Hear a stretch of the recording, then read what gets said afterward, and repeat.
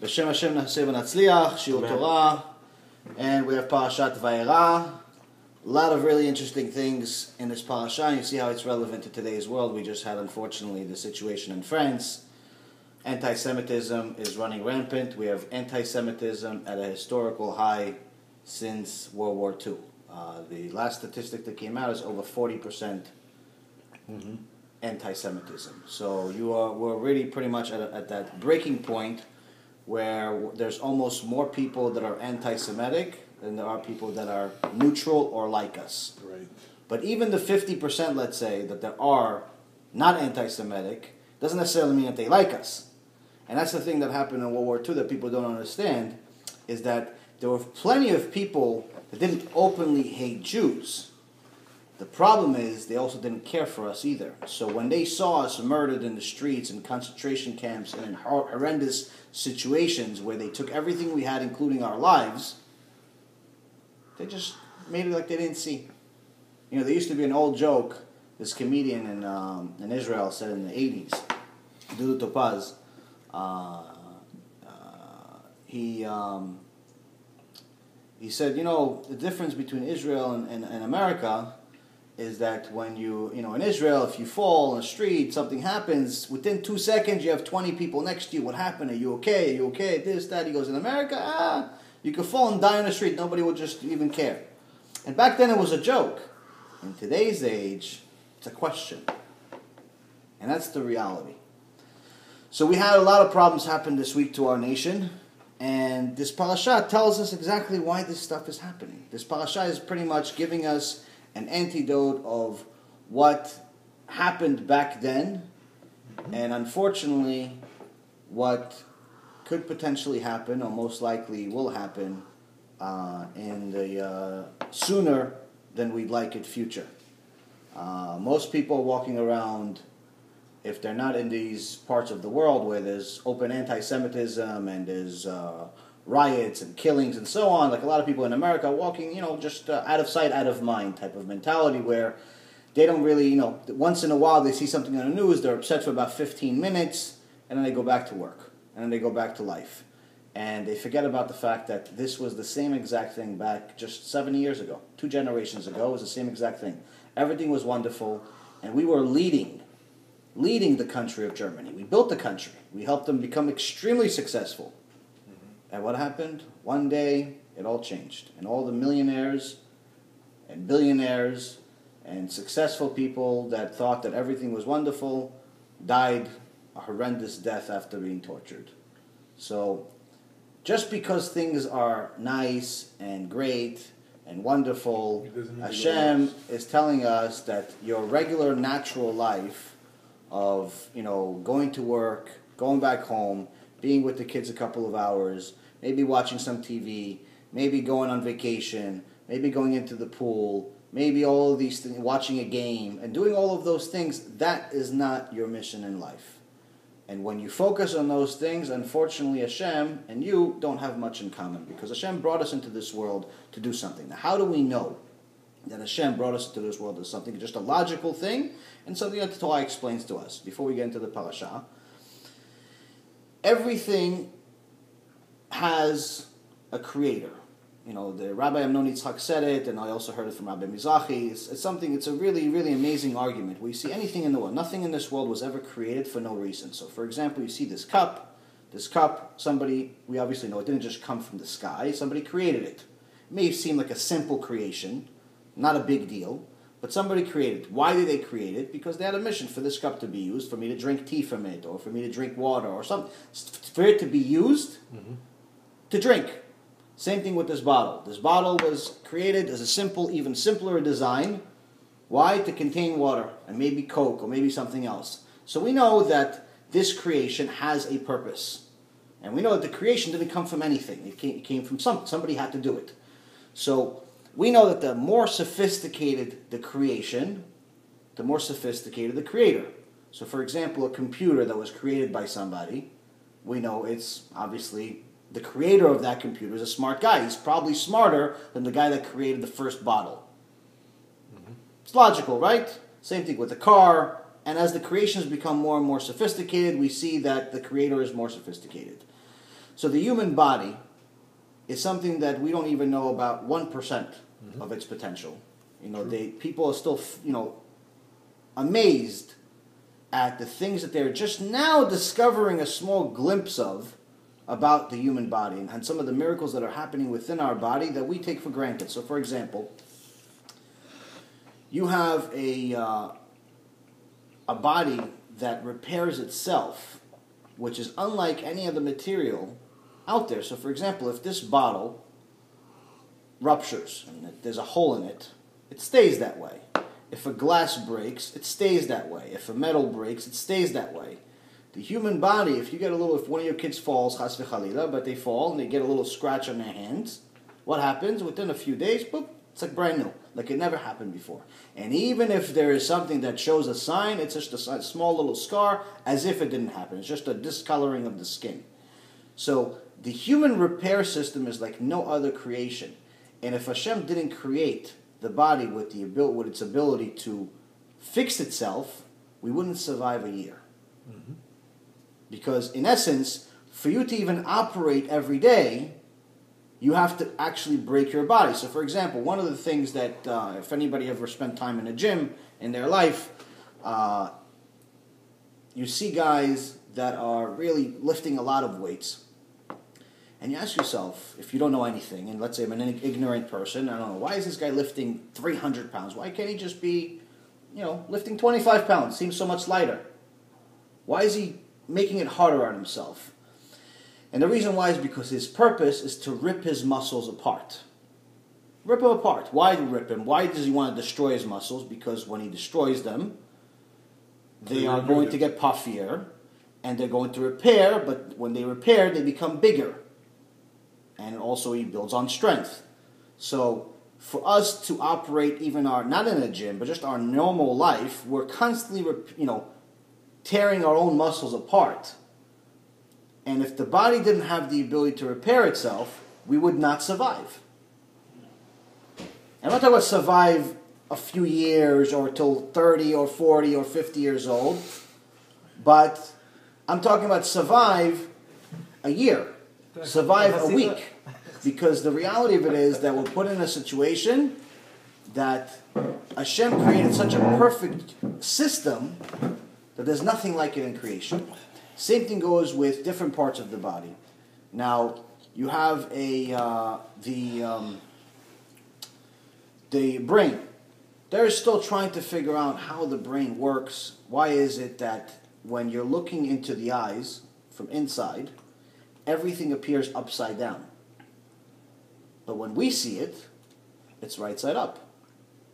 So if we had to recreate the eye, let's say, and we had to plug it into, let's say, a robot, the way that the eye would work from the inside, when you see it, to the outside, it would be upside down. But our brain translates the information where the right side of the brain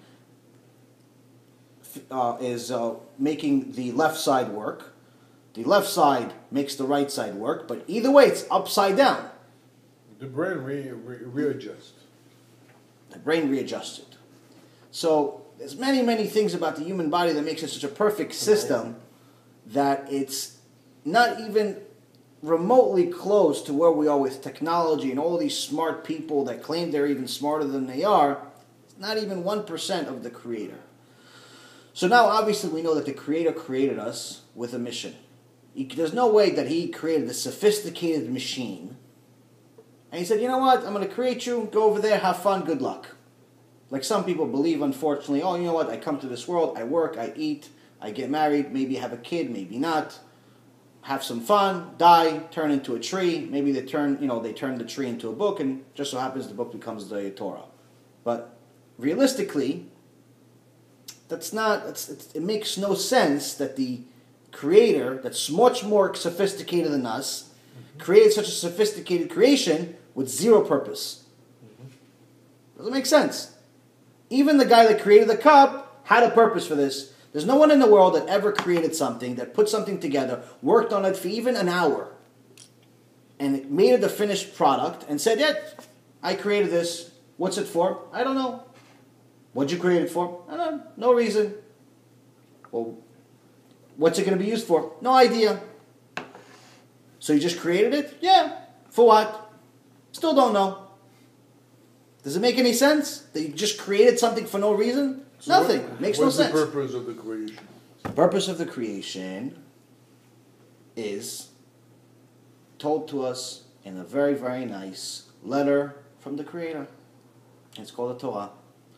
The only thing that we have in our history, in human history, where there are millions of people, how about this? Forget just millions. More than one person witnessing the Creator talking is the Mount Sinai, which is what we're going to get to in the coming weeks. The only time that HaShem spoke to more than one person, Moshe is one person, Right. but the only time he spoke to more than one person in history, even the other religions, 80,000 religions that are in the world today. Okay, we know of 3 major ones, or 4 if you consider Catholicism and Christianity 2 different religions, even though they have the same basic foundation. You have Catholicism, Christianity, Islam, and Judaism. All 4 have the same basic foundation, which is the Torah. Christianity, Catholicism, and Islam claim that they have another book, a continuation of our book. But they all agree with what our book says, because that's their foundation also. We claim that the only ones that have this one book, there is no other book. That's it. So now, they say that, we're asking, where did you get this book? Islam is saying some guy named Muhammad was in the middle of the desert, and he had a visitor that was an angel. In a cave. Come to visit him, and he told him about the Quran.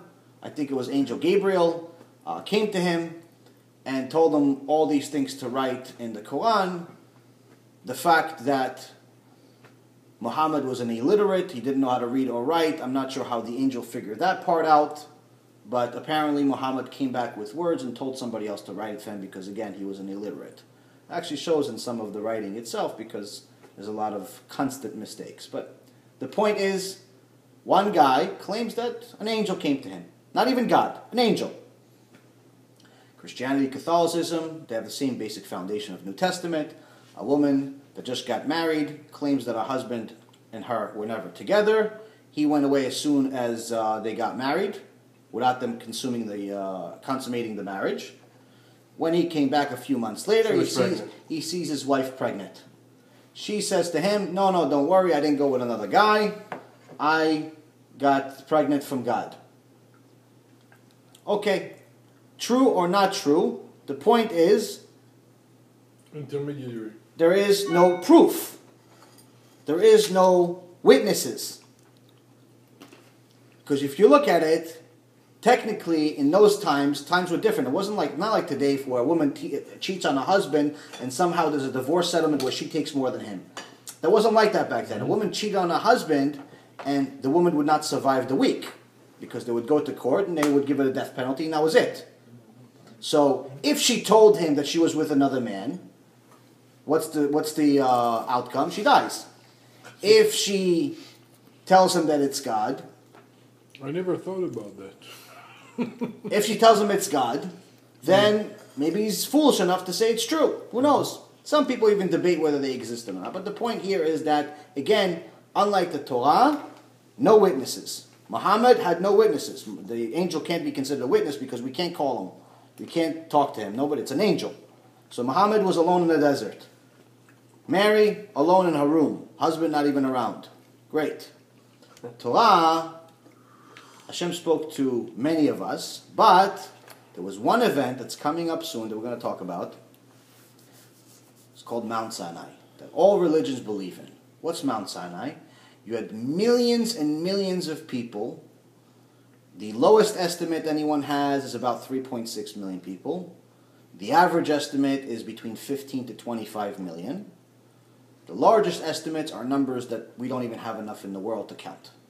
Huge numbers. My cousin and I tried to do the calculations based on the average pregnancy, which we learned in last week's Parashat, to anger the Egyptians. We learned that because the Jewish nation was growing, the Torah uses 6 different words consecutively to show how the Jewish nation was growing, and the Mefarshim are telling us that each word symbolizes a child per pregnancy, meaning that 6 words where the average pregnancy was 6 kids at a time. So if you do the simple math, back then they didn't have birth control, back then they didn't do abortions, back then they weren't stupid like us. Okay, so back then, pregnancy was a good thing. They weren't worried about the mortgage. Somebody wanted a house, they take a bunch of pieces of wood, maybe some straw, that's it, you got a house. You want a car? Get a donkey. You want a faster one? Maybe get a horse. Life was very simple. Food, we grow a few things, we eat food, that's it. No, we don't have to afford it, not afford it. So the average woman that wanted to grow the nation, because they only came to Egypt with 70 people, would want to get pregnant. So you have, let's say, in a lifetime of, let's say she's married in her teens, late teens, even if she's married at 20 years old, over the next 15 years she's married, let's say, 8 times, which is relatively normal even today. 8 times 6 is 48. So the average family had 48 kids, which means that every morning, by the time you finish this 15 years, your oldest kid is 15 years old, or 14 technically, 14 to 0, you have to bring a truck every day to feed them. So now, when Am Yisrael leaves Mitzrayim, they say that there was 600,000 men between the ages of 20 and 60 that left. So if there was 600,000 men between 20 and 60, that means there was 600,000 women, at least. So that's 1.2. Mm-hmm. If they had 1 pregnancy, that's 6 more. If they had, what I'm saying, 8 pregnancies, that's 48 more. And the reason why the Torah was vague and said between 20 and 60 was because you have many, many, many more people that are older, that have been around for a long time. Like, for example, Moshe Rabbeinu wasn't counted in that number. Moshe Rabbeinu wasn't important? I think it was kind of important, right? I mean, there's a few books written about him. Actually, he wrote the book. So he's important, but he's not counted in that number. Why? Because Moshe Rabbeinu was 80 years old. So in the 600,000, you can't say that's the only number. Why? Because the leader and his brother, the 2 partners, 80 and 83 years old, they're not counted in the number. So obviously we know there's many, many more that lived that were older, and many, many more that were younger than 20. All the children. So when you do the basic math, you're talking about an astronomical number. We did the math, and it's literally more people than exist in the world today. Not just Jews, I'm talking about more people than exist in the world today. I used to like spending a lot of time in math, doing the calculations and so on and so forth. It's an astronomical number. As a matter of fact, we did also a different calculation, which I think we weren't the original ones to do it, but somebody calculated, if you count the entire population of China, right now China has about 1.5 billion people. Let's say you want to count them one after another. Let's say they all form a line, one after another, and you want to count them. It would take you 41 years. Why? Because by the time you get to certain numbers, they would already give birth. And then by the time you get to the other number, they would also get, the population itself would increase drastically by the time you get to the end. It would take 41 years to make the calculation. So, a lot of really, really interesting stuff. So here's the thing. So Hashem gave us this book. He told us here, I promised to Avraham, Yitzchak, and Yaakov that I'm going to free you. But I also promised them that you're going to suffer in Egypt first. So the timings, you're going to suffer in Egypt, you're going to suffer for 400 years. Now, in Egypt, we were technically in Egypt for 210 years. And out of those 210 years, 116 years were actually slaves. So it wasn't the full 400 years in Egypt. It started, the clock started with the birth of Isaac. In last week's Parashat, we were introduced to Moshe Rabbeinu. And now in this week's Parashat, Moshe Rabbeinu is with his brother Aaron, who's 3 years older than him. And Hashem sends them to go talk to Paro and pretty much tell him to free us from Egypt. But Hashem also tells us one thing. He's telling us that I am going to harden his heart. I'm going to harden Paro's heart. and he's not going to free you willingly. So the last few verses of last week's parasha, they went to Paro, they told him they want freed, they want the Jews freed, and Paro made all of the labor much more difficult. He told the Jews, okay, now you were my slaves, you were building these pyramids, you were doing everything for us, now you're going to do it without tools. So imagine somebody's telling you, okay, you're going to work for me, and on top of that, you're going to work for me for free. Without tevin. On top of that, you're not going to get paid for anything. Or something like that. Without a tevin. Yeah. So now you're going to do it, to make it without tools. You're going to do it, and I expect you to do it the same amount. So Am Yisrael comes to Moshe and starts yelling at him, "What did you do to us?" So Moshe goes to Hashem, "Why did you do this to me? Why are you making it harder for him?" So that's the first question about the Parashat. It ends and it starts this way. Ends last week and starts this week.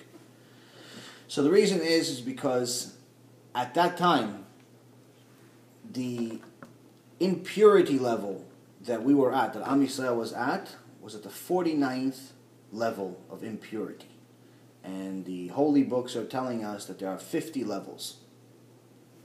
The higher the number, the worse it is. And 50 is an unrecoverable level, meaning that once we were at 50, there is no way that we would have been able to do tshuva. Hashem would have not saved us. In Egypt, right before it happened, we were at 49. And Hashem wanted it to end. He wanted to save us. So he said that, I decree that you will suffer in Egypt, but there's a certain amount of time that you have to suffer before your impurity gets lower. If you suffer the same standard that you're suffering right now, it will probably either stay the same or get worse. And if it gets worse, there's no recovery. If I increase it, then there's a reason for me to help you. And that's why it started this way, and that's why he hardened his heart, and that's why the last year that they were there, especially the first 6 months, were extremely difficult, because that expedited the entire decree and shortened the time frame. How is this relevant to today? Many of the Gdolei Ador are telling us that even though there are many Baalei Tshuva, more Baalei Tshuva in the last 20 years, 30 years, thanks to people like Rabbi Amnon Yitzchak, Rabbi Mizrahi, Yosef Mizrahi, and many others like them, that specifically target kiruv, meaning they specifically target people that are secular and help them see the truth. This is what we do here. This is what, from their teaching, this is what many other people are trying to do now more than ever. Why? Because of two things. Number one, many of the Gdolei Ador are saying that we are also in the 49th level. Just like the holy books say that at the end of times, we will be exactly where we were in Egypt. Second reason is, we're running out of time. Hashem created the world in a systematic way, as we see from our own body. Obviously, we see this is a very sophisticated design and a very sophisticated designer. If you see the world and the globe and the galaxies and all of the creations that Hashem said, the more you see of this stuff, the more amazed you are at how amazing things are. And it's amazing even to think that one little human being even matters in the grand scope of things. There was a video I watched in this past week. Somebody took a video, or not took a video, to I guess whether it's a video or something from giving a visual of the entire, of everything in essence, starting from land, starting from the Himalayan mountains, and going into space and outside of the universe, and so on and so forth. And it's amazing of how small we are relative to just the world, and completely insignificant in comparison to the galaxy. But Hashem cares about every one of us. How do we know that Hashem cares about every one of us? It's a good story of one Kohen. Back in those days, the Kohanim were really important people. Not like today, where you have a Kohen that calls himself Mike, that because he wants to be American and he doesn't want to be Jewish.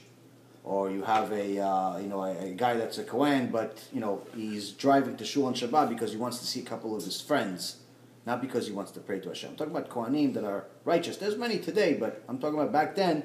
They worked at the Bet Mikdash. and had very, very sophisticated jobs, things that we can't even understand. And I may have told you guys this story, but one time a Kohen says to his wife, listen, we have a business here, but I need to go overseas. I need to go and travel afar because I need to go try to make some business deals and make some extra money, and then I'll come back. But in the meantime, take care of the business. So what was the family business? Part of the family business was that he would check the hair on people. Why? Why is this job so important? So his wife tells him, okay, check the hair. What am I checking for? Checking the hair. What am I checking for lice? Am I checking for if the guy's going bald? What am I checking for? Because no, you have to check the hair to see that things are exactly as they're supposed to be, because the hair is very precise, a very precise creation. Each hair is being given food by the sweat. The sweat glands are the food for the hair. That's why your hair will continue to grow, because your sweat is in essence the food for every hair. So someone that's not sweating is creating a problem in two ways. Number one, he's probably going to be bald, and number two, he's probably going to be very, very sick and die, because that's also how you take out a lot of the diseases that are inside the body. So he said that the hair is being fed by the sweat, and it's so, so important to be precise and make sure that everything is right, because if there are two hairs that come out of the same hole, just one time in the entire body, if two hairs come out of the same hole, the person will go blind. That's how precise the creation is. So she says, you fool. You're telling me that HaShem, the creator of the universe, the creator of all creations, worried enough to feed every single hair in our body and to make sure that it has its own hole and it doesn't share its hole with anyone else, doesn't share its parnasah with anyone else, just so it survives independently. And we're not going to get parnasah. You have to go somewhere else to get it. And that's how we know how, if Hashem cares so much about the hair not sharing its parnasah with another hair, because it will be a disaster, obviously, then obviously it means that he cares about us. So he told us in this book that we have a bunch of rules and things to follow, and over the next several weeks, Be'ezrat Hashem, we're going to learn about a lot of those rules, as we've learned already in the last several weeks. One thing that I'm extremely happy about before I continue, that I think is probably one of the most amazing things that I've seen in my life that I've been a part of, is that one of our group is started to become a Shomer Shabbat, and I think that's amazing. So, Mamash, Chazaku Baruch Nisan.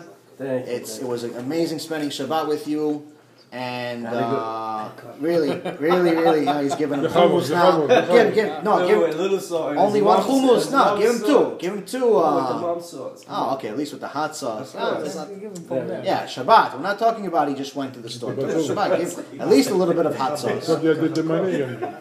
So, Mamash, Baruch Hashem, to keep Shabbat. And it's so waiting important. For Daniel, but he never showed up. Yeah, but Hashem next week. Now I know you're a righteous person.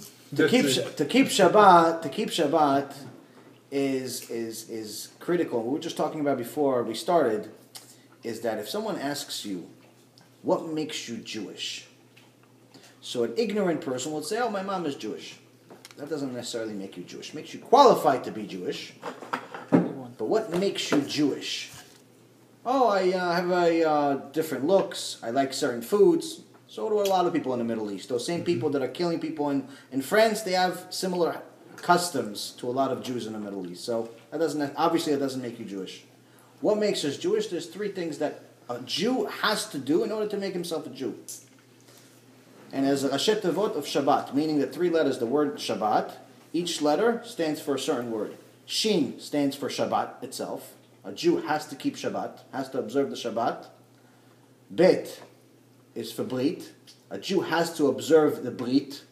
And there's many parts of what that means. It does not only mean to have a circumcision. It also includes Tarat Mishpacha.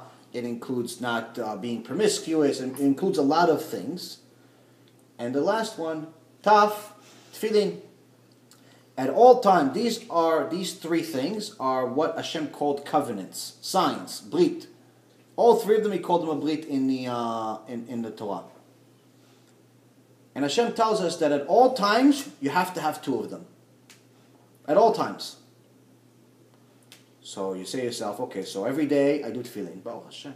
Every day, I can't keep Shabbat, so I can't do that every day. I only do it once a week. So what's the other one? Brit. I have to keep my brit. On Shabbat, I can't do tefillin, but I can keep my brit, and I do Shabbat. So at all times you have to. That's what makes you a Jew.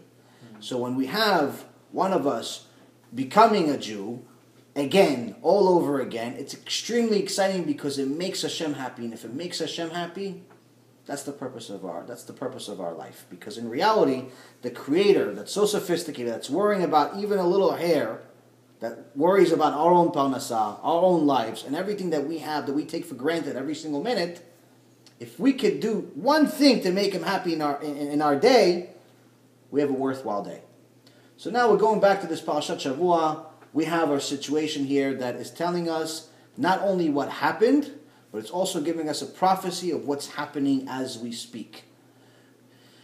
As they were in this parasha in the 49th level, and many, many bad things happen. Many bad things are happening right now. You see that the fanatic Islamic world is growing rapidly and is becoming more violent, not only towards themselves, but also towards us. Anti-Semitism is at a historical high. It's the highest it's been since World War II. Unfortunately, it doesn't look like it's going to get better. The rest of the world also doesn't care too much for us.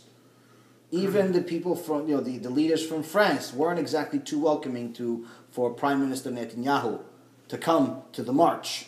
Doesn't make any sense, but it's open. It's a public knowledge that they weren't too kind and too welcoming. But he came. They were happy that Obama didn't show up. I don't know if they were happy or not. I don't know. They were not happy. All I know is that it's him not showing up is a disgrace. It was a disgrace, yeah. Because, I mean, it's not like he has to pay for a flight ticket and he can't afford it or something. It doesn't make any sense that he wasn't there. What he was doing was raising money. I don't know what he's raising money for because he's already president for the second term. So unless he changes the law and there's going to be a third term, I'm not really sure what is actually happening. But we're not really spending too much time on the secular world of politics and things like that. We're seeing that the world around us, if you just pay attention for 5 minutes, is wrong. There's something wrong with this picture. People are dying and no one cares. People are starving and no one cares. Diseases are increasing and no one cares. And I'm not saying that, of course there's many places in the world and agencies around the world that are trying to fix it and so on, but the average folks are just living their life.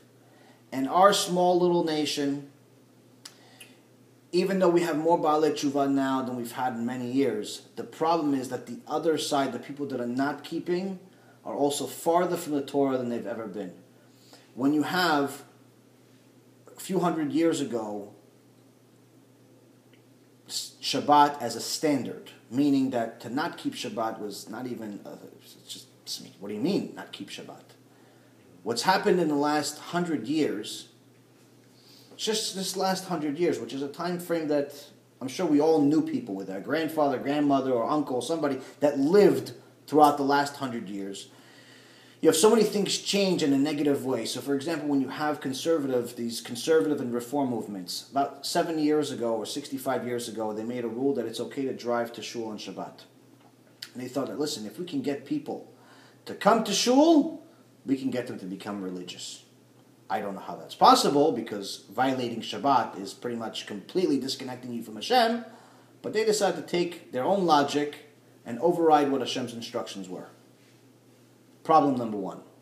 How does that mature? Because we all know that this is all a domino effect. In the last year,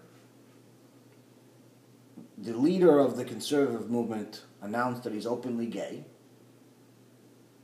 And just this last couple of weeks, they said that they're debating whether it's okay or not to have intermarriage. So the question here is, if we just learned what makes us Jewish is the Brit, Shabbat, Tefillin, and you have a movement that calls themselves Jewish, that are doing everything the opposite, how do you expect Hashem to be happy with us? And that's why it's so critical that if we get stronger ourselves, we can have enough energy and knowledge to help each other, and Be'ezrat Hashem be saved from the 49th level of Tum'ah, because there is no other way. And that's what we're going to learn in this parasha, because realistically, all of the weapons, the machines, the airplanes, and all of that stuff, none of that stuff really matters. I mean, yes, a lot of people like to think that the weapon system in Israel is the strongest, and so on and so forth. Yeah, maybe it is, maybe it's not. It's really irrelevant. Anyone that watched the war that we had this past summer, who still doesn't believe in God, is just a fool or blind. Because you had over 4,000 rockets land on a tiny little land, and no one died. I mean, you're talking about rockets that are 6-8 feet long. I'm not talking about tiny little firecrackers. Giant. No one dies. Coming in bed and fast. Have one tiny rocket get thrown anywhere in America. At least 15 people die. And it's not because there's more people, because America obviously has much more land. That's just the numbers. It's just the way it works. You see any tiny little explosion in a gas station or any tiny little accident that happens anywhere, at least a few people die, unfortunately. That's what happens. So when you're seeing all of these things and you say, no, it's not Hashem, it's this weapon system that's protecting us, then you're just blind, fool, whatever you want to call it. Something's wrong with this picture. So that means that even though we are still not very pure, Hashem is with us. God is still protecting us. Still believe we will not change. If he wasn't, we would already be erased from the map a long time ago. And the reason why is because you can just look at the statistics of what things are. The country of Israel is so small that it's smaller than New Jersey. Not only that, the amount of people that we have in Am Yisrael is some estimated 13 and a half, 14, let's say 15 millions to be generous. Out of 7.5 billion people, we are 1/4%. There are many, many nations with drastically more people than we do, and you've never heard of them. We shouldn't even be on the news ever, let alone once a year. We're on the news every day. How's that? How, obviously, there's something special about these people. On top of that, we look at the 15 million people. How many of them are Shomrei Shabbat? You have approximately 2 million. So out of the 1/4%, you have 10% of that approximately. So it's 1,000% is under Hashem's radar, is observant of Hashem. 50 million? 15. 15. And I'm being generous. It's probably closer to 13 or 14. Yeah. But let's say it's 15. Let's say it's even 20. It's still irrelevant in the grand scheme of numbers as far as if you're looking at pure numbers. 7.5 billion people in the world. 15 million is a rounding error. Out of those, you have only a couple of million that are Shomrei Shabbat. Out of those couple of million, maybe a few hundred, a couple 100,000. A couple of 100,000 that are actually learning Torah all day, but also part of the creation, by the way, as far as tzaddikim. No, there has to be at all times for the world to exist, there has to be 36. 36. There has to be, in order for the world to exist, it has to have 36. We don't necessarily know who they all are, but they have to, it's part of what the holy books say, that it's part of creation in essence. So now we have ourselves a very, very interesting thing to understand, that if what is the chances of us being one of those that actually keep Shabbat? There's only there's 1,000% keep Shabbat. And we're one of them. No way. From 15 million, how many keep Shabbat? Maybe 2 million. Maybe 2. I think you're loud. Maybe 2. We're being generous. I would say it's close probably between 1.5. At least 35%. No. This is go anywhere, you find there's probably about 2 million that actually are religious, not more. It's definitely not 3 or 4 million. It's not that. So you're talking about 10%? Approximately. Unfortunately. You did your homework. It's I don't know, where did you read these studies? No, this is everywhere. You can look this up. Rabbis talk about it all the time. And this is after we've It is. pretty much doubled. Uh-huh. We've doubled the amount of religious people Yeah. in the last 25 years. So there was less. Wow. This is But after doubling but it. it used to be much more. It used to be 100%. 100. 200 years ago, it was a lot more. 250 years ago, All the Jewish keeping from, Shabbat from was all over like the- breathing. That's good. 250 years, people didn't even know what it was not to keep Shabbat. Yeah. You look at the people in Yemen, you look at the people, all the people from they're still Morocco, keeping from Shabbat. these, they They don't. didn't even know what it was. Yeah, but in today's world, the statistics are against us. And that's after we've done a lot of work. Yeah. So realistically, to say that we're any better off than the people in this parasha, not so true. But Hashem still helped them, and Hashem will help us. But we have to help ourselves. So we are in the same situation. We're in the same situation, exactly. But it's going to get harder before it gets easier. What can we do about it? The first thing we have to do about it is learn about what Hashem wants us to do. What is our purpose? The designer, the creator, gave us instructions. What does he want us to do? There's a purpose for this creation. This book over here tells us exactly what he wants us to do. So we know the basic of what makes us a Jew, what makes us join this nation. That makes us great. Baruch Hashem, we're all here. Shomrei Shabbat. The second thing is we need to know all the other intricate details that get us up in the food chain. Why? In this book, Path of the Just, it's an amazing book. If someone wants to become a real tzaddik, someone wants to really just learn what Hashem wants, read this book like 30 or 40 times, and I guarantee you your life, one time you'll change your life, twice you'll change your life even more.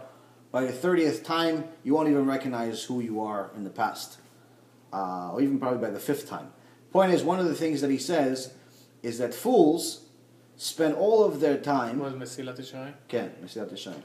Fools spend all of their time worrying about where they are statistically in this world, but about the next world, the eternal world, because here, what are we here? 70 years, let's say. It's a full life. Here, we're worried about, we fight each other. No, I want this position. No, I want the money. No, I want this. I want that. Everyone wants to have everything, even though we're only here for a short period of time. No one knows when he's going to die. It's one of the 7 things that Hashem made a decree that a person, no matter how big a prophet or how low a person they are, no one will ever know. They will not. One of the things is that they won't know when they're going to die. So we don't know if we're going to be here 25 years or 75 years or 100 years. Either way, it's very, very small amount of time in comparison to eternity. Eternity is forever. So all of us are worrying about where our position in this world is going to be, how much money we're going to have, what kind of car we're going to have, and how many houses we're going to have, and all of these things that we worried about all day, and how many jobs, and how many clients, and how many stocks, and how many bonds, and how many women, how many kids, and how many, all the things. The Gemara says that no man ever dies with even half of what he desired.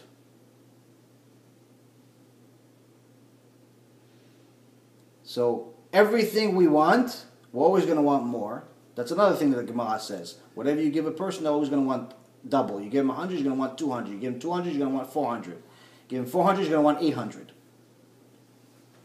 And no man dies with even half of what he wanted. So all the work that we're doing, we're still not going to have half of what we have, of what we want. But we're spending our entire life worrying about that. How come we're not worried about setting up a nice little cottage, a nice little villa in Olam Haba? We don't know how is it. So that's the thing. So we have instructions of exactly how to do it. And it takes a little bit of studying. It takes a little bit of effort. It takes a part of your life. And that's what we said. If we do 15, 20, 30 minutes a day as a starting point, if you're already at that point, starting to increase it, and little by little making it a bigger part of your life, and living by it, because Judaism, unlike any other religion in the world, is not a religion of believing, like some people think. Judaism is a religion of doing. Believing is for fools, meaning if you just believe that someone's going to save you just because you like to believe, or like this famous movie and movement and at this point already called The Secret, where they say, listen, if you believe, it's going to happen. If you're positive, it's going to be positive. If you believe, then... Okay, well, so you tell me, if I just sit here for the next 10 years just thinking I'm going to win the lotto, I'm going to win the lotto, I'm going to win the lotto, I'm going to win the lotto. No, I have to go to the store and buy a ticket. So the belief by itself is useless. There's a doing that's necessary. And that's the difference between us and everyone. Why? Because Hashem told us what we need to do. Just like He told us, you need to know that I am Hashem, not to believe that I am Hashem. There's a difference between knowing that Hashem exists and believing that Hashem exists. Believing is everyone says, yeah, I'm religious in my heart. I believe in Hashem in my heart. Yeah, so the fact that I eat chazir on Friday and I drive to, I drive on Shabbat and I'm dating 3 or 4 non-Jews and, I have all these, and I steal from people and I kill people on the side. Nah, it's no big deal. I believe in Hashem. He helps me rob the banks. Hey, it's not enough. There's no extent to how illogical our logic is. So Hashem says, if you want to be with me, you want to connect with me, you have to do things similar to me. What does that mean? He does something for us every single second that we exist. So if we could do a few things for Him every day, what's the big deal? So instead of worrying about this world so much, let's split it up. I'm not saying we should all get ourselves little canopies and live there and just read Torah. I'm talking about you could live in this world, you can make your money, you could live your life, spend some time with the family. It's fine, it's great. You have to the Pirkei Avot says in Torah and Kemach, meaning that if in Kemach and Torah. So in order for someone to survive, they have to have a little part of this world. So we have to survive. We have to eat. We have to drink. We have to have, our families and so on. No one's saying that you have to live in some cave, like some of the sages. But at the same token, Hashem gave us 24 hours. Give Him some. So if I gave you, my cousin made this analogy. It's a really great one. If I gave you guys a box of chocolates, really, really special, amazing chocolates from Belgium or Switzerland, wherever they make the best chocolates. I think Belgium used to be, maybe Sweden, Switzerland now. Godiva chocolates. Okay, that's what we had a couple of weeks ago. So I gave you guys 24 amazing chocolates. Really, you've never seen anything like it, let alone taste something so good. And I say to you, can I have one? Just one. Well, I say, yeah, of course. Yeah, take the whole box. It's yours. You gave it to me, right? At least you're going to give me one, right? I say, can I actually have another one? No, come on, stop asking. Just take. No, feel free, right? So Hashem gave us 24 hours in a day. Can we give Him one? Can we give Him two? He gave us 24.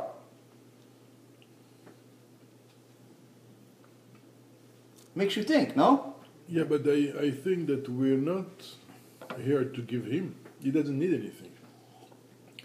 It's not because we are He actually, needs. by giving Him, we are actually give to ourselves. Exactly. But the key here is that part of the Gemara also talks about if it was beneficial for man to be created or not. If he was better off not created. They concluded that he was better off not created. Mm-hmm. But since he was created, might as well already, it's good for him to be here.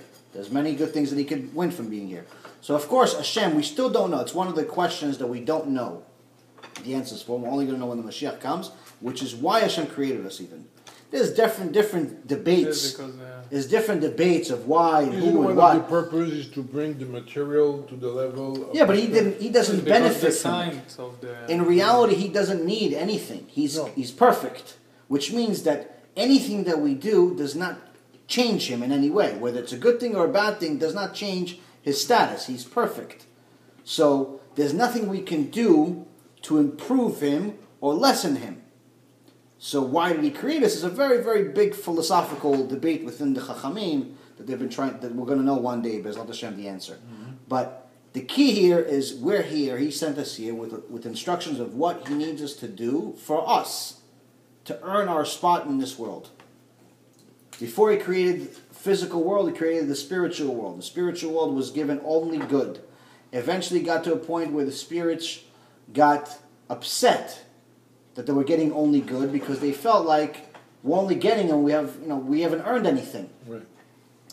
So that was part of the reason of why we were created in the first place. So because if we're sent over here to this world, then we could earn our spot. So now we're here. Hashem gave us instructions of what we need to do to earn our spot. Little by little, we add things to our life. He gave us 24 chocolates. We give him one. We give him two. We give him some part of the day. Because if you think about it logically, it doesn't make sense not to give him one or two. Especially if you believe in him. If you don't believe in him, then we have a different debate to have.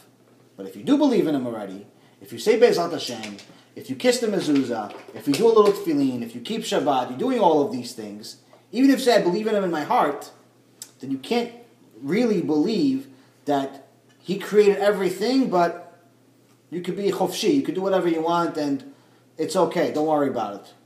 Everything's going to be fine. I'm just going to do for you, you're not going to do anything for me. Because that's, in essence, turning Hashem into the exact opposite of what he is. Because if Hashem is the only one doing for you, and you do nothing for him, then Hashem is not Hashem anymore. It's not the same Hashem.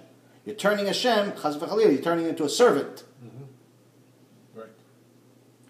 Because if Hashem is Hashem, he's Hashem all the time. Not just when you feel like it.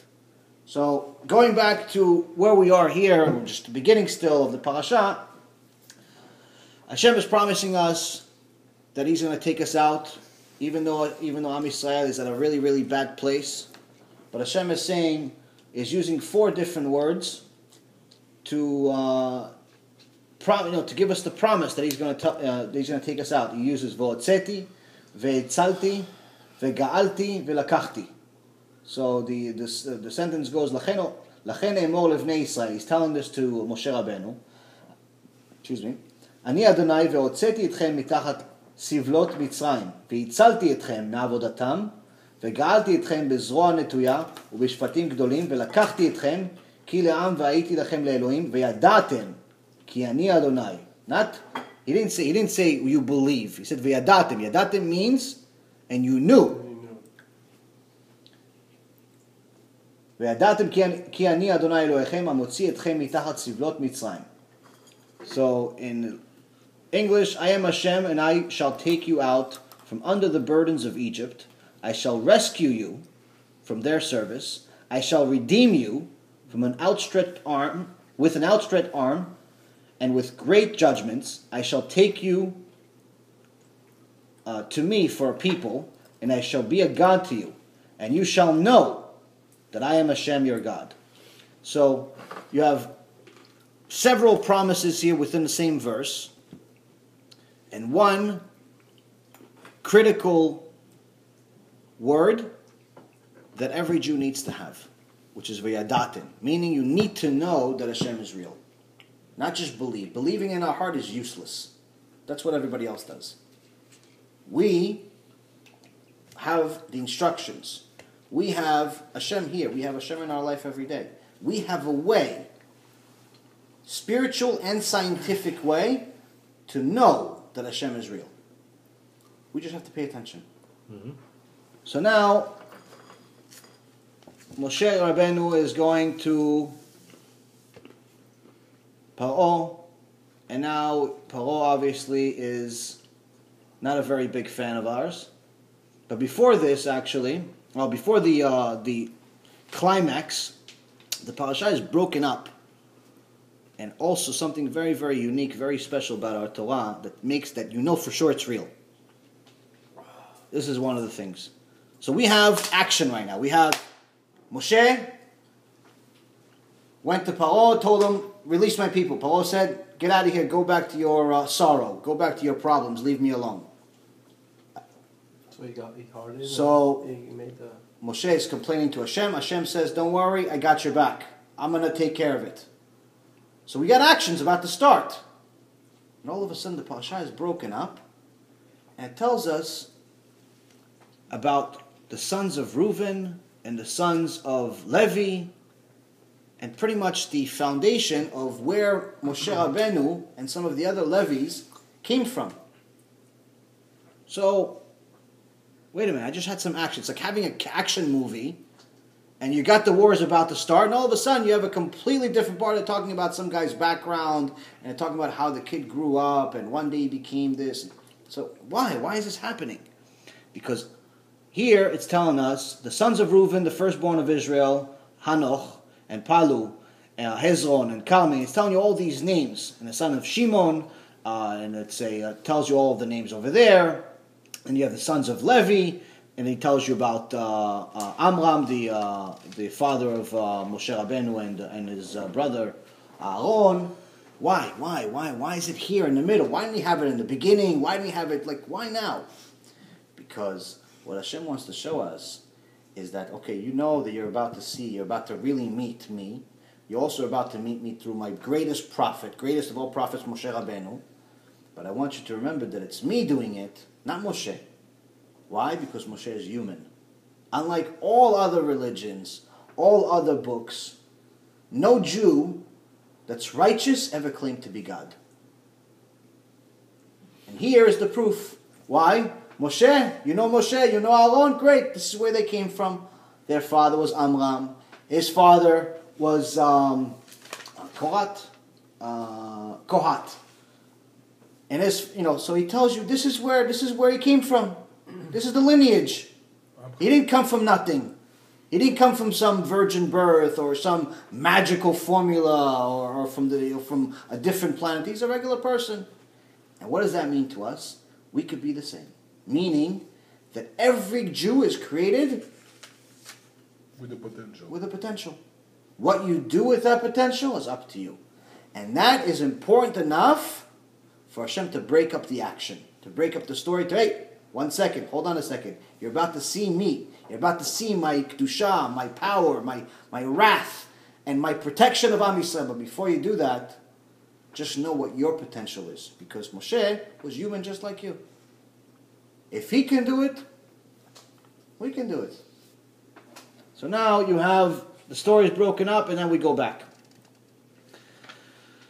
So you have Hashem is telling Moshe, "V'ani akshe et lev Paro," meaning I'm going to harden Paro's heart. And one of the reasons is because he wants to show not only Paro, not only Moshe, not only Aaron, he wants to show the entire world openly, just a small tiny bit of what Hashem can do. Now, one of the things we need to know about what this Torah tells us is that Hashem, unlike man, does not change his mind. He does not have a different opinion every other day. Hashem has something with a system called measure for measure. Midah keneged midah. Meaning that for everything good you do, there's something good that he will give you for it. You'll get a reward. Everything bad, you'll get something equivalently bad. Punishment. So, Hashem, that's the real Hashem, approximately half the book, or a third of the book, is the stories and the wonders and the history of our nation. But the other 2/3 to half of the book is the laws and what happens if you don't follow it. So anyone that tells you, listen, it's okay, you're Jewish, all Jews go to Olam Haba, you don't have to do anything, it's okay, pretty much they're canceling half the Torah. So we're going to get to more details of the laws, but again, it's important to know that there is a system of reward and punishment.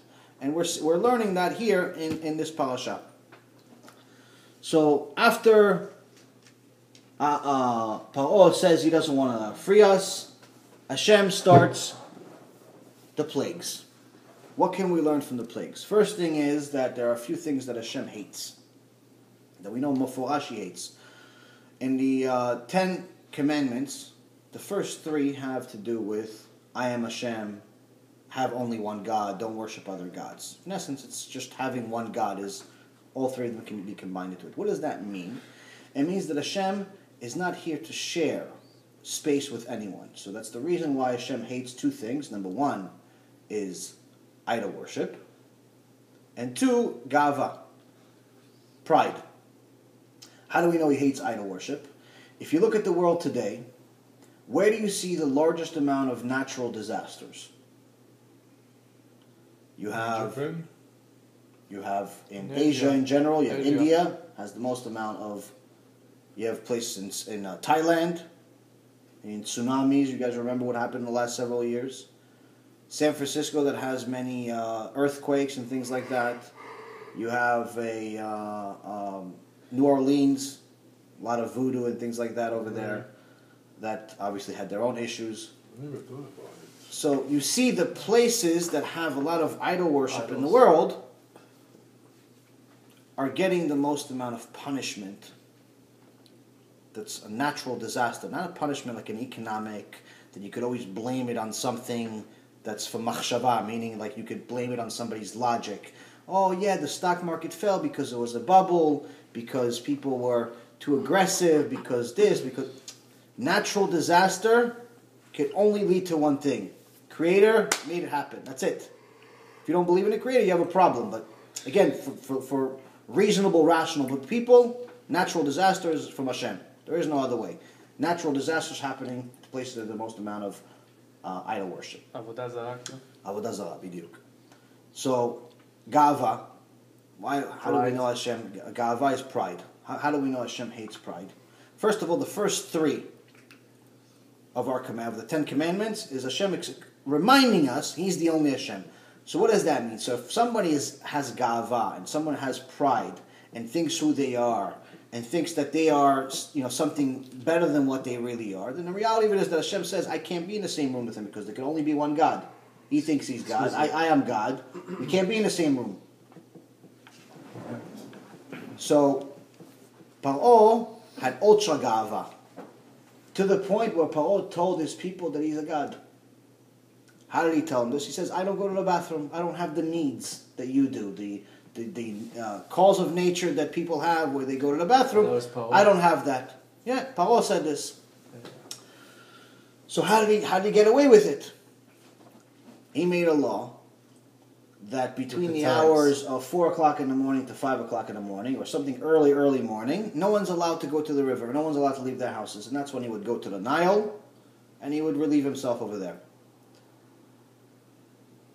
So the first thing that Hashem did with which it says here meforash, meaning it's literal, not just interpreted, is that Hashem tells Moshe, go to him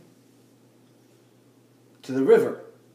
That's where he is. Go to him early in the morning, go to him in the river. So he would meet him in the river as he's relieving himself. Why? Because Hashem wanted Paro to know, I know what you're doing. And he obviously, Moshe is seeing this. He's like, yeah, we know your tricks, your nonsense. You're nobody. You're nothing.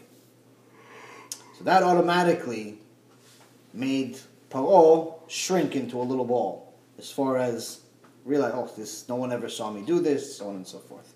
So bringing him down, but it took a little longer for him to wake up. But in the same time, he also hardened his heart. He hardened his heart, right? Exactly. So this. את מה? Yeah. Yeah.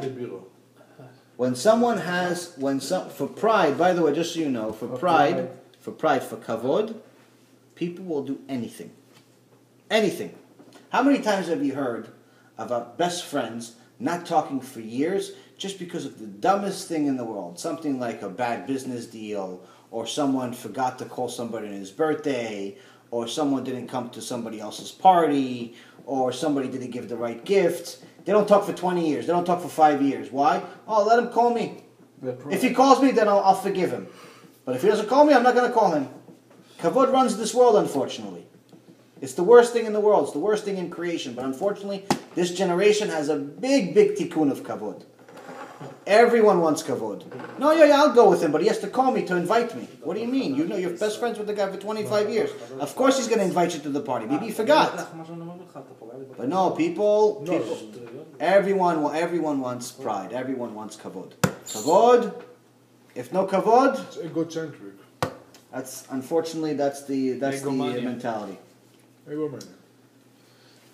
So Hashem, during these plagues, the first thing that we're going to see is Hashem hating pride, but also Hashem hating idol worship. So the Egyptians had several idols. One of them was Paro. So we're going to see this over and over again where Moshe meets him at the river as he's excreting. The second thing we're going to see is that Hashem is going to punish the second idol. The second idol they had was the Nile River. The Nile, the Egyptians believed it was a god because it supplied them all the water and it would rise and so on. So what's the first plague? Dam, turning the Nile River and every water everywhere into blood. But it didn't only say that it turned everything into blood, it also made the Nile River smell. And you'll see this actually several times from the blood and also from the frogs, and even after, that Hashem put a lot of really bad smell all over Egypt to completely destroy the morale and the ga'ava that they had, because you're worshiping this Nile, this water, my creation. You're worshiping my creation, fools. I'll show you what I can do. And he turns this thing into blood. It's something smelly, something disgusting. And the one thing that we learned from a few parashat, a few verses or a few parashot ago, Hashem promised Abraham that he's going to, he's told us we're going to go to Egypt. We're going to suffer there. But when we leave, we're going to leave with something in our hands. We're going to leave rich. Now, in a logical way, how can we go from being slaves to being rich? All inside of the same time frame, a year. That's how long approximately it took all these plagues. It was approximately a year, a little less than a year. How do we go from that to that? One of the ways Am Yisrael became rich is through the first plague. It's through Dam. Why? Because Hashem made it that all the water of the Egyptians will turn into blood, but the water of the Jews will not be touched. So now, the Egyptians thought they were smarter than Hashem. They would go and try to beat up the Jews and try to take their water. But as soon as they took the water out of the Jew's hand, it turned into blood. They gave it back to the Jew, it goes back to water. Only way that they would be able to get the water is if they bought it. And that's how a lot of the gold that the Egyptians had transferred right into the Jewish account. I've never heard of all these stories. It's midrash. That's the point of the shiur. So it's not. So this is. I'm not making it up. I promise you, I'm not that smart. I cannot make up any of this stuff. I heard many stories in the midrash. Gemara, midrash, several sources. Torah B'al Peh is a lot of things. It's not just one thing. Torah B'al Peh is the Gemara, the Mishnah, the Zohar. Pretty much everything that's written after this is considered Torah is Torah B'al Peh.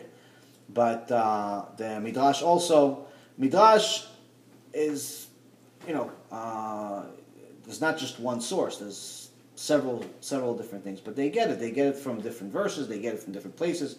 A lot of it was given to Moshe Rabbeinu on Sinai. Torah שבעל פה זה מסיני. תורה משולב. עבר מדור לדור, כל הזמן בעל פה, עד שבא איזה זמן שכתבו את זה. That's part of it. The Torah B'al Peh you're talking about is the Gemara והמשנה. כן. But the Zohar was later, and even more so, all of the knowledge that we have to this day, all was given to us in Al Sinai. It just wasn't all published. Yeah. So even the books that our tzaddik is writing today, that gives us new understanding of certain things, that's accepted, that's concurring with the foundation, is still considered Torah B'al Peh. But as far as the Midrashim, will give you a lot of the details of all of the stories. It's really amazing stuff. That's part of the Torah B'al Peh. Midrash is part of the Torah B'al Peh. So now, the one really, really good collection of books that you should get if you want to know the details of a lot of this stuff is Me'am Loez that I keep telling you guys. Me'am Loez. It's a series of books. This is one of them. Is that the one that you said you should read it over and over until? No, that's a series of books. That's like 50. What's in English? I think the Me'am Loez is like 70 books or something like that. It's in English and Hebrew. Me'am Loez. This is a one book. Wow, look at this. Pharaoh has given Avram many gifts on Passover Eve. Yeah, so this book is just one book, it's Path of the Just. Yeah, this is a book you should read a bunch of times. The one I'm giving over there is a series of books. It's a huge collection. So I could order that online and I have books in It's English. really you wanna good, read? man. Yeah. I read as much as I can. So- About the Kabbalah. The best book. For me, the Midrash, the Gemara, Torah, that's what I focus on. If something refers to Torah, Kabbalah and stuff Kabbalah. like that here and there, I'll look at it, but I don't want to read בדיוק the כזה עם פירושים Torah yet. והכל. It's not. a little bit. First, I need to know everything that's the שתי שפות. foundation, and then go into the mystical It's stuff. like page. So Page אחד, the funny thing is, there's so much mystical stuff in the literal translation of the Torah that you don't really need anything more than that. Kabbalah and Zohar and things like that. The sages specifically tells us that you should not even look at it until you're at least 40 years old Ornithology. and already know the entire Torah, meaning the entire Torah Ba'al Peh and B'chtav. No, but I don't read the Kabbalah really. Yeah. What I read is Different- commentary of Commentaries and stuff like There is that. time when you In the form of a book. Yeah, Right. when you learn something. So But they- the basics, יש איזה רב גדול שהוא כתב ספרים באנגלית, אמריקאי. מאוד מאוד מעניין, שכחתי את השם שלו, יהודה. אמריקאי. Okay, so going, there's so much, put it this way, there's so much basic, drastically more than what's in the Zohar and things like that. So much basic that you can spend the next 100 years just trying to understand the basics before you even get to the advanced. So there's more than enough to know. I'm not against it, it's just, I'm not, most people in the world should not even think about it because they don't know the basics. You need to know the basic. You need to know, put it this way, you need to know how to ride a tiny little motorcycle or even or a regular bicycle before you're going to even remotely understand what, riding a spaceship. You can't go from nothing to spaceship right away. You have to know how to drive a car first, then go to spaceship. So same thing with the Torah. You need to know what the basic Torah is, know the basic laws, basic Gemara, do the Shas a few times. Drive a car, drive a box truck, drive a trailer. Right, little by little go up. You can't go to the spaceship right away. It's a nice So the measure for measure, yeah, it's a collection. It's a big collection. It's very, very good. It's amazing stuff. You also This is the Zohar, right? the sources Zohar for is Kabbalah. sources for Me'am Loez. There's a few hundred sources that he uses to get the information that he gets. So yes, parts of it are from the Zohar, parts of it from different parts of the Torah. I mean, you just look at the glossary. I mean, just one. You have Targum Yonatan, Bereshit Rabbah. You have different parts of the Gemara. You have Yafet Torah, Bachya. I mean, you have countless, probably a few hundred different sources that he uses. One of them being the Zohar. And the goal of this series that makes it unique, more so than other midrashim that I've heard about, not all of them. How many times have you read that book? I read it. Doesn't matter. But there's more. There's a series. There's a lot of books. This is just one. This is just a few So tell me, parashot. how much is the whole set? Do you know what they go for? A little less than $1,000. Oh, yeah? Yeah. So this buy one after another. Read one, get another one. This is just I think three parashot. I have the book. So we have מסילת ישרים. 50. הרמח"ל. We have 56 parashot in the Torah. This book is just 3 of them. So it gives you different midrashim, different understanding of each one, and it's very, very interesting stuff. And also the point I was trying to make is that here he's not only teaching you about the story, but he's also going to teach you how it's relevant to each halacha that we have. And he's in essence, by the time you finish the entire series, you will know every one of the halachot we have, meaning the rules of the Torah. So he's not just teaching you about the story, he's teaching about why do you do netilat yadayim, why you have to do tefillin in the morning, why you have to do bracha before you eat, after you eat, and so on. So through the story, he's teaching you where we got the laws that we have. So Very nice. yeah, it's good stuff. So now, okay, so talking about measure for measure, we have dam. What's the measure for measure here? Measure for dam is that one of the things that the Egyptians did to punish the Jews, to torture them, is that they would make them work and they wouldn't let them drink. They would torture them, and it would, and a lot of them would die that way. So Hashem said, okay, you want to torture my children and not allow them to drink even after you're beating them up and making them work and taking everything. the tools from them. Taking the tools from them. Then I'll take your water away also. You won't drink either. So that was one of the understandings we have of how Hashem applied His measure for measure in Makat Adam, in the blood plague. During the, I don't know if I ever asked this question. I don't know if I have the answer. During the time when they got the plagues, obviously it took more than a year. No? About a year. The actual plague itself, it says here in the Torah, here actually, as a matter of fact, this verse, chapter 7, verse 25, 7 days were completed after Hashem struck the river. So each plague took 7 days, meaning the dam was there was blood for 7 days. After 7 days, it all turned back to water. For the next 3 weeks, Moshe would, in essence, warn Pa'ol of what's coming if you don't let them free. And then the new month would start. So you have the next plague for a week, and then again break for 3 weeks. So the part of the question is, did they continue to be slaves at that time? At some point, approximately 6 months before Am Yisrael left Egypt, they stopped being slaves. 6 months. Really? 6 months. So they were still slaves Meaning in all the plagues. In the beginning of the plagues, not all of them. Well, that means that the Egyptians got tired. The Egyptians got destroyed. And we'll see it in these plagues how bad it was. So they were slave for Paro for 116 years? Yes. So they have blood. The river is bloody, Uh-huh. and they're still slaves. Mm-hmm. At that point, wouldn't you think they could demand whatever they want? Exactly. They are. I'm They not took working. all of their money. So I'm not working. Oh, took yes, all of their they money. took their money, you said. They became rich. I just told you. They just became rich. Every All time. of the Yeah, gold. but still, it took them 6 months to stop being a slave. Totally. Yeah, it but happened slave from the that's first okay. place. Okay, they are better slaves than we are, because we are slaves to our bosses or our customers every day, and maybe we make parnasat to pay our bills and a little bit of extra here and there. They, at that time, I'm talking about, not before, not for 116 years. At that time, they were slaves, but they became all millionaires. Right. Every day they will become a new millionaire every day. That's a good kind of slave. That's a good slave. I'd like to be that kind of a slave. My boss is suffering with the plague, and he's giving me all of his gold. Only if So they didn't only really kind of slave. suffer. They didn't really At the suffer. at the end, they suffered because he would make things harder, but they benefited in a great way also. So, but again, this is only if the Egyptian paid the Jews for the for the water. They were able to keep. then it would stay clear. Yes. And if they didn't and they took it Stay from blood, them, stay blood. it would get blood. Yes. So the measure for measure, which again, the measure for measure is the most important part of the lesson here about what we learned from this parasha, from this each one of these plagues, is how is it relevant to us today? Is again, when Hashem is rewarding us, He's rewarding us measure for measure. He's going to reward someone that's giving a lot of tzedakah with possibly, one of, in this world, let's say, He's going to reward him obviously in the world to come.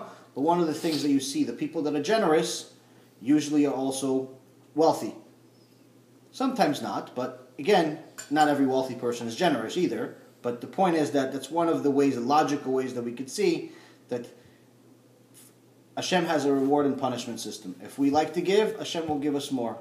If someone is only focused on themselves and doesn't want to give, and Hashem gives him $1 million a year, and he doesn't really use that $1 million a year, he just uses $50,000, $100,000 to live his life, and he keeps the rest of it, and he just saves it and saves it and saves it, and doesn't give any tzedakah, then Hashem says, why am I giving him $1 million a year?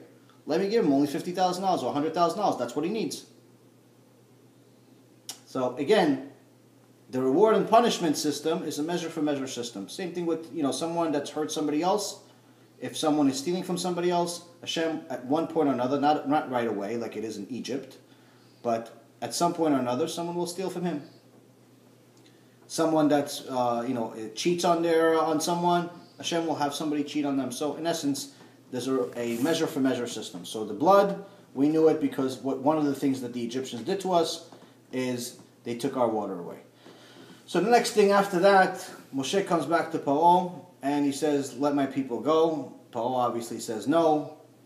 And the next thing is that the next plague is frogs.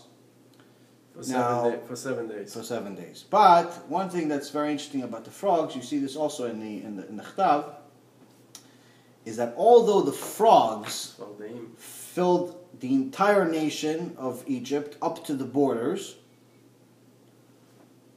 it started with one frog, one giant frog. How do we know? Because you see that when Hashem gives the actual, when the plague starts, it says, "Vayet Aaron et yado al meme Mitzrayim, v'ta'al at tzfardea." Tzfardea is singular. And then later it says tzfardeim.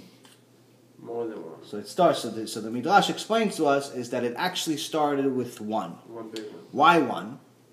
The giant frog, but it also showed the bad midah of revenge. You know, the Gemara says that there's nothing sweeter than revenge. Problem is that it's not a good trait to have if you want to revenge somebody. And one of the things that the Egyptians were evil people. So they saw this frog, this big frog, scary frog, so they'd hit it. And every time they hit it, little frogs would come out. And it would hit it again, trying to kill it. And they can't kill it, obviously. Hashem brought it down here. And more frogs would come out to the point where it literally filled the entire land. It would be in their ovens, it would be in their beds, it would even go inside them. Frogs everywhere. But they would continue to hit it. So you'd think to yourself, what are these people crazy? I mean, they see it's not working, it's not dying. More frogs are coming out. What are they, stupid? Stop hitting the thing. Right. Stop hitting it already. But sometimes what happens to human nature, it's so flawed, is that someone is so focused on avenging himself on something that even if they know that they're going to get hurt, they still go forward with it just to hurt the other person. Did you ever hear one of these stories where it's like, listen, if you do this deal, you're going to lose all this money or you're going to lose from it. I don't care. I'll do it on princip. I'll do it dafka because I want him to lose. Like one of these people was it's a bad trait to have, where he said, listen, I'll spend $1 million on lawyers just to make sure that he loses the $100,000. And in business world, happens a lot. I can tell you from personal experience and etc. But we won't spend too much time on my own life.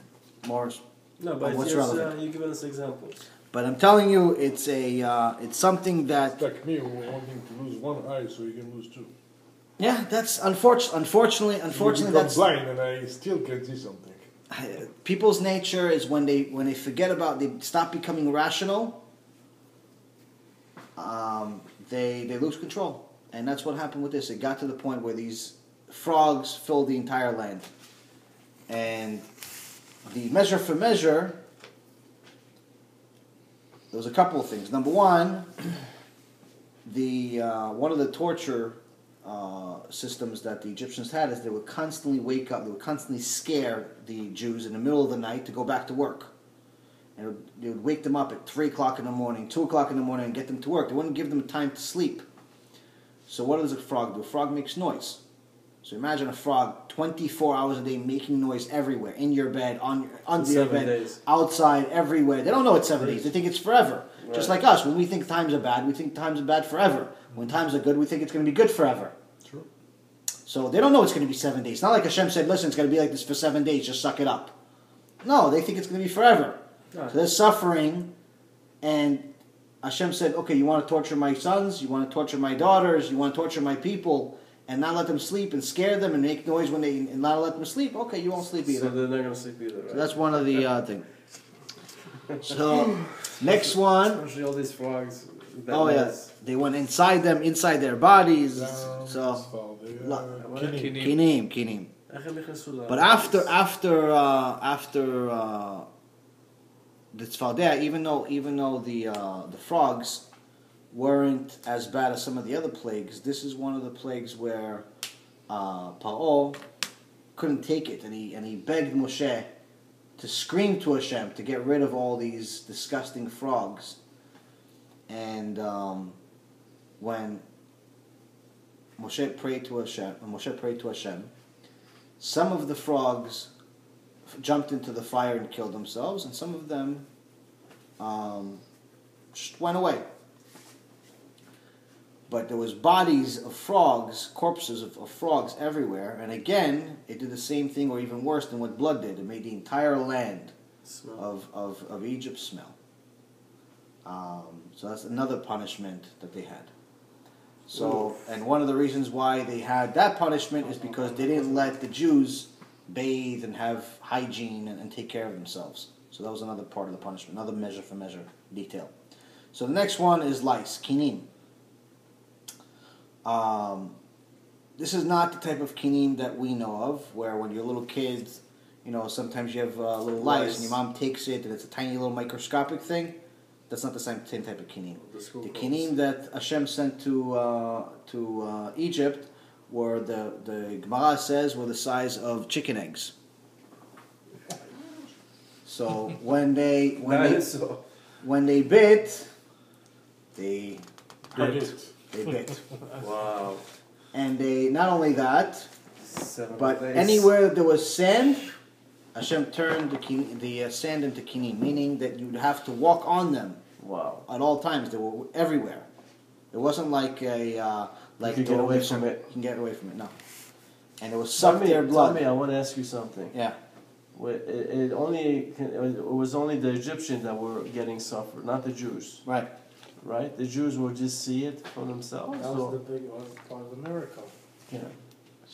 Yeah, and actually Hashem specifically says that, and Moses says it to Pharaoh, that you will see that because Pharaoh let this go on because in the beginning he thought that Moshe was just a sorcerer, was like a wizard, he was just making magic. And so he didn't believe in Hashem. In last week's Parashat, he's like, who is this God that you're saying that I should believe in? So, in the beginning, when he turned, before the plague started, when Moshe brought his shaft, his stick, and threw it on the floor and turned it into a snake, Paul said, what's the big deal? Yeah, he brought his sorcerers, they threw their sticks and also turned into snakes. Then Moshe's stick ate theirs, but he still, Paul still wasn't impressed. Then when Moshe turned the water into blood, a few of the Chaltumim also turned some water into blood, but they couldn't undo it. Then when he brought the frogs, the Chaltumim also had some sorcery, voodoo type of techniques that were able to turn something into a frog. So again, every time he wasn't impressed. What ended up happening with kinim, with lice, that's when the Chaltumim, it specifically says, it's a finger of God. What do you mean finger of God? It's because the Gemara says that things that naturally are small are something that the evil side cannot interfere with. Meaning that if someone has if it's a human being or some type of animal, something like that, then the evil spirits can control it. But something like a bug, they can't. So when the Chaltumim tried to create these lice or have anything to do with it, they said, no, this is not possible for us to do it. This is beyond sorcery. And they literally said, it's a finger of God.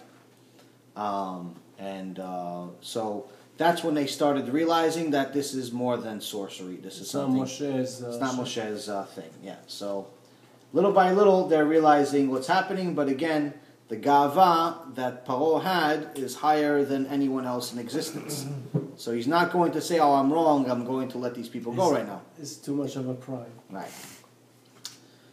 So now the kinim had one purpose is to show the Chaltumim that they're obviously Hashem is in control of everything.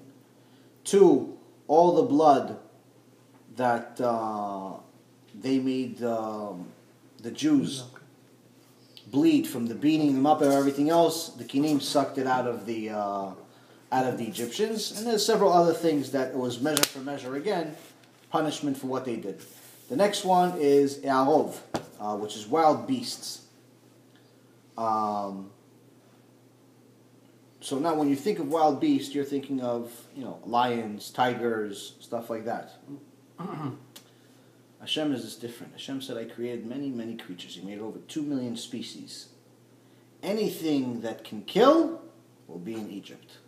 So if it's a polar bear, which by the way in today's world is the #1 human killer, we'll bring him to Egypt.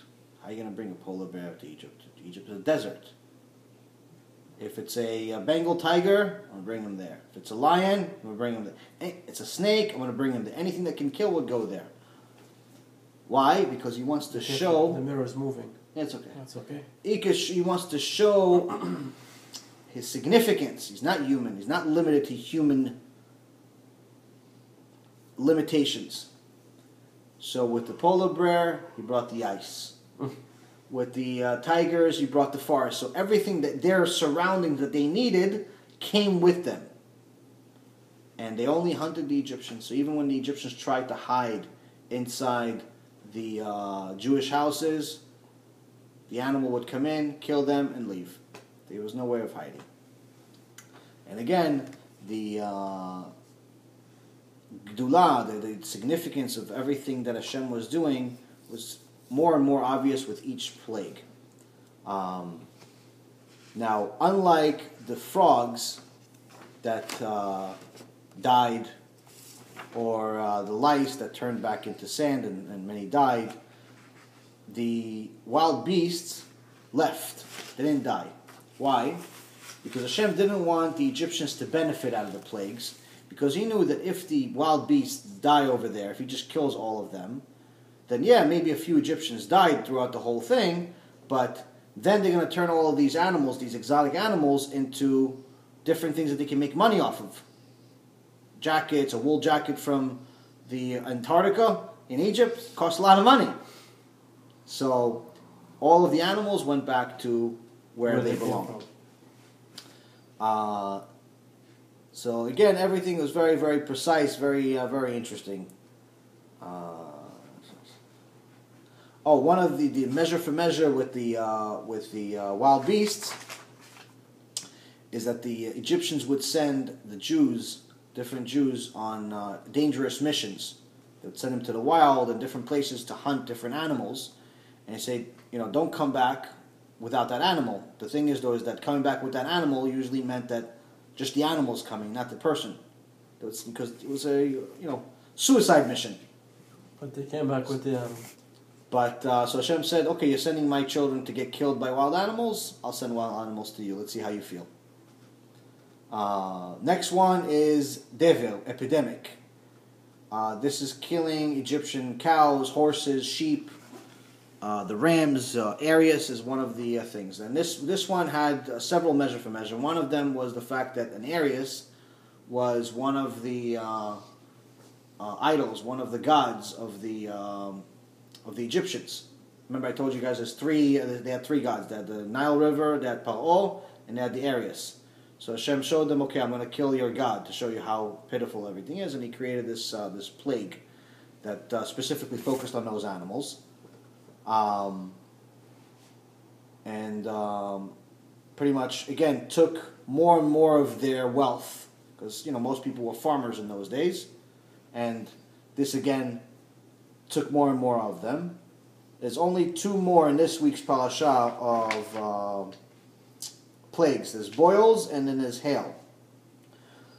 Boils was a skin disease, like giving a skin disease, in so many words, that to all of Egypt.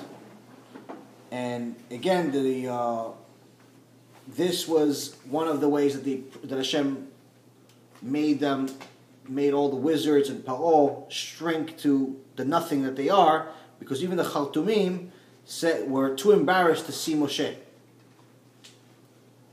when they got this, because they were itching and they couldn't bear the pain, and there was not even a second during the day that someone wasn't itching themselves. And they got to a point where they made a line, a never-ending line, because everyone couldn't reach everywhere that they had to itch. Everyone would scratch each other, and they would suffer the whole time. And there was the measure from that was again another punishment for not allowing the Jews to bathe and have good hygiene, and causing them to become very sick.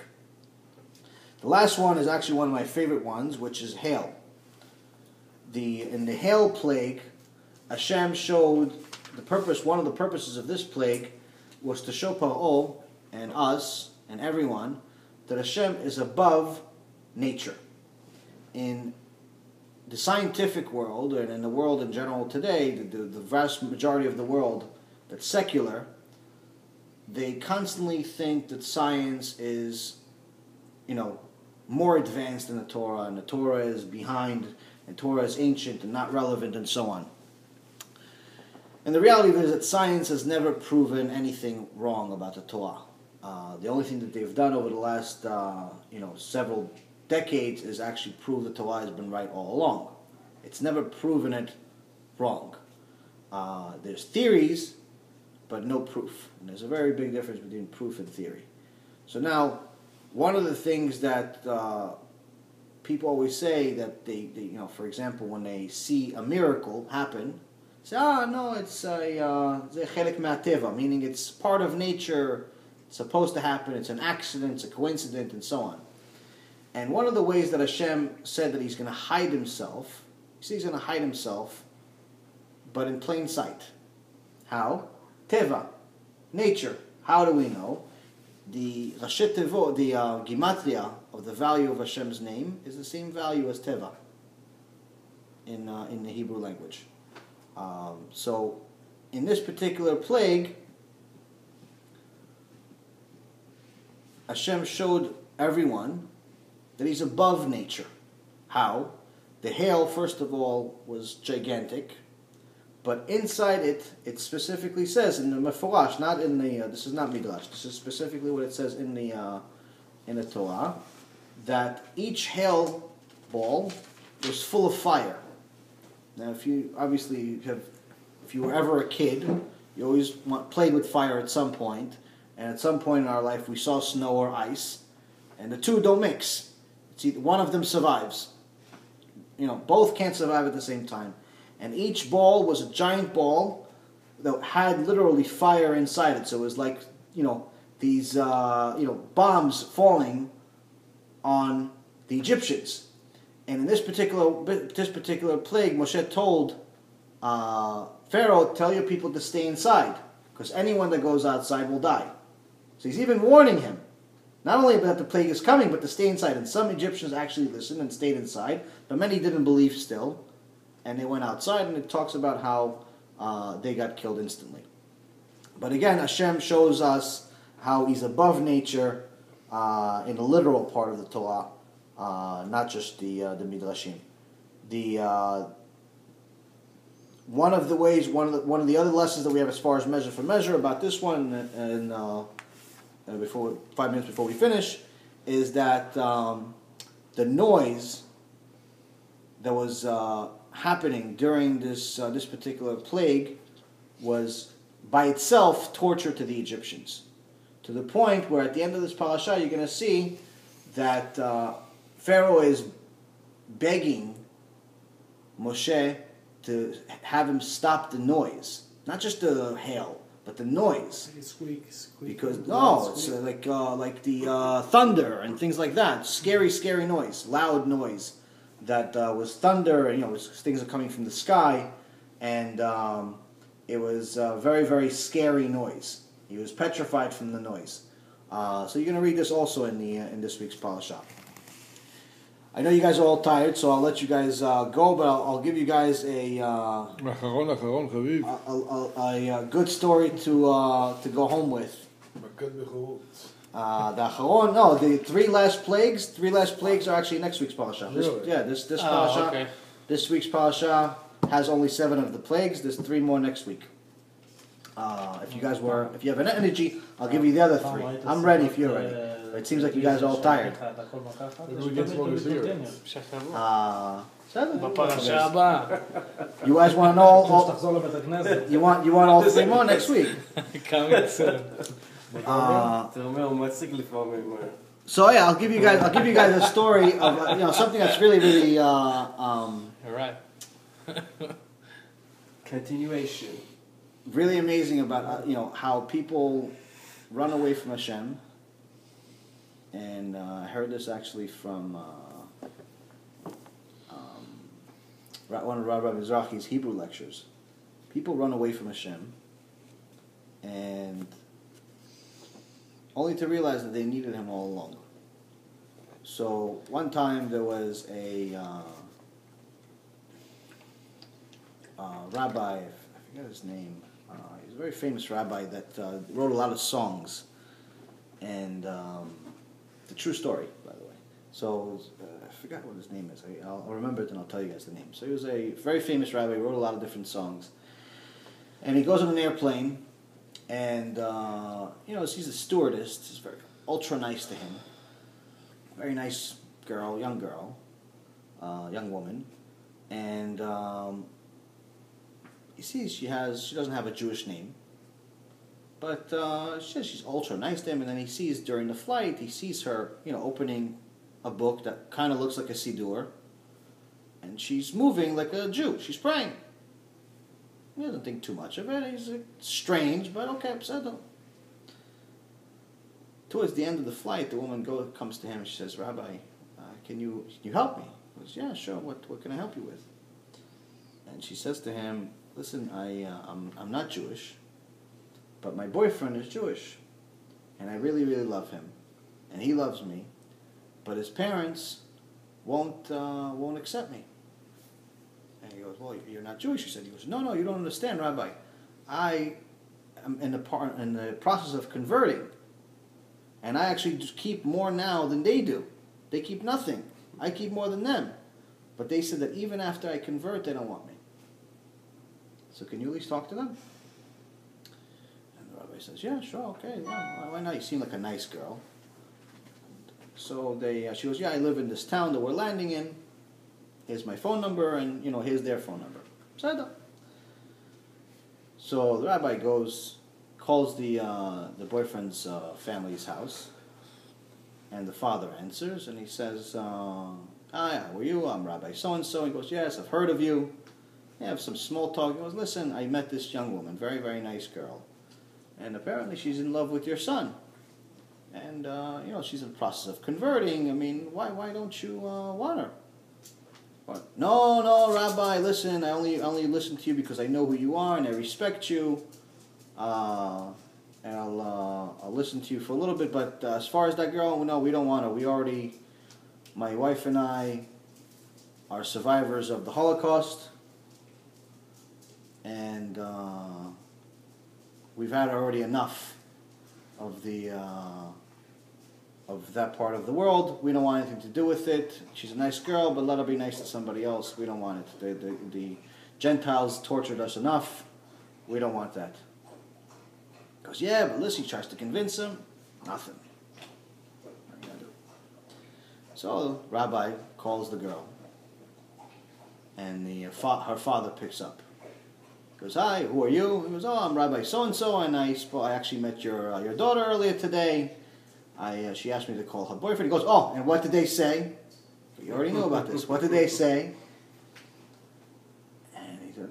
Not so good. The guy's a nice guy, but he says that he's a Holocaust survivor and he's had too much bad experience already. He says, we don't want him anyway. Our daughter's too good for them. If they don't want her, we don't want them. And their excuse of being Holocaust survivors, we're also Holocaust survivors. So what's the big deal?" He goes, "What do you mean?" He goes, Yeah, we're also Holocaust survivors. Our daughter doesn't know we're actually Jewish, but the problem is that we had such suffering in the Holocaust that we pretty much told her that she's not Jewish her whole life because we didn't want it to ever happen again." It happened in reality. So, Wow. So the rabbi's like, "Wait a minute." The guy's, "Wait a minute. Jewish. So you're telling me you're Jewish?" He goes, Yeah, but she doesn't know. She doesn't know. He goes, "Hold on one second. So you're telling me that your daughter is trying to convert, but she doesn't need to convert?" He goes, Yeah, Rabbi, the worst thing is happening." He goes, "Worst thing? What are you talking about?" He goes, "Please, come to my office." He says, "Come to your office for what?" He goes, "Please come to my office as soon as you can." Talk for a little while, he agrees. Calls the other guy. He goes, "Listen, you're never going to believe it." He goes, "Rabbi, I told you already, we don't want her." I'm like, No, you don't understand. The whole problem is, if one of you guys can look at it, if the whole problem that you guys are concerned about is about her being converted or anything, but she doesn't need to convert, she's Jewish." He goes, What? And so he tells him, listen, she's really Jewish. He goes, I'll check it out. He goes, come to my office. So he agrees, comes to the office. So now the boyfriend's father is sitting there with the rabbi. They're talking, and with the boyfriend, and then and the mother, and then on the door, the other people knock on the door. The father is the first one to come in. The daughter is right after, And the mother. and the mother. Hello, hello, and then he sees the other guy. He says, Misha! From the Holocaust. Shalom! And they start crying and hugging and So they remember each and no one knows what's going on. Goes, what's going on here? It's like, I know this guy. We used to be chavruta from the age of 0 until 17 years old. And when the Nazis came, we promised each other that if we survive, you remember what we promised each other? He goes, yeah, I remember. We promised each other that if we survive, maybe one day we're going to live next to each other and our kids will get married. Wow. And look at this. I've been running away from Judaism since the Holocaust. The other one is like, I've been running away also. And HaShem had a different plan for us. It's a real story? Real story. I heard a crazy story like that also. Real story. Do you know that the head of the Nazis in Hungary was Jewish? Yeah, there was You many didn't know. Jews. Many Jews. As a matter of fact, I many of hear about this the... guy. I didn't know. And Now he became Jewish. Yeah, he became crazy. He was in Nazi. was the head of the Miflaga Nazi, the political Miflaga party. And he became Yeah. what? You hear about it? Yeah. He it's, became many of the... Jewish? as He a didn't matter of become fact... Jewish. He Yeah. was Jewish. His mother didn't tell him, like the same story. Yeah, and you see One the of- number. His mother was always She in a hid long it. sleeve Yeah, to yeah. hide the number. One of the... She suffered so much from the Nazis. She said, I don't want my kids to know about even. One of the things that's happening in our generation, unfortunately, is that many of the terrorists that are in the Gaza Strip, bombing Israel, torturing us, all of that stuff, many of them are Jewish. They just don't know. Because what happens, they estimate that over 60,000 Israeli women have married Arabs. Which means that the children are Jewish, but they're not being told that they're Jewish, obviously. So many of these guys that are terrorists, that are bombing us and hurting us and terrorizing us, don't even realize that they're Jewish. There is some Many, like not talking about like there is some Palestinian thousands, family that many they more. still light up the candles on Friday. They don't know why. הם רוצחים את עצמם באותו רגע. לא, יש הרבה פלסטינאים. It's not many of them. זה אומר מצחיק, Sad. But that's actually, believe it or not, if you what we just talked about this last hour, measure for measure, right? That, if you think about it for a minute, after the sadness, is measure for measure punishment. Hashem says you marry them, and you pretend like you're one of them. He's going to also, your son is going to end up going against us also and getting a double punishment on that. You know, I met a client today and we were talking about Israeli marrying an Arab. So she's telling me her sister, she's in love with this Arab and they're getting married. I'm like, are you serious? She goes, yeah. Sad. בסדר. ברוך השם. היא מדברת עברית ומקלמי. ברוך. חזק וברוך, אחי. Thank you very much. Bezat Hashem. We'll continue to learn. Maybe we'll learn even more tonight if you guys wake up. Can we bring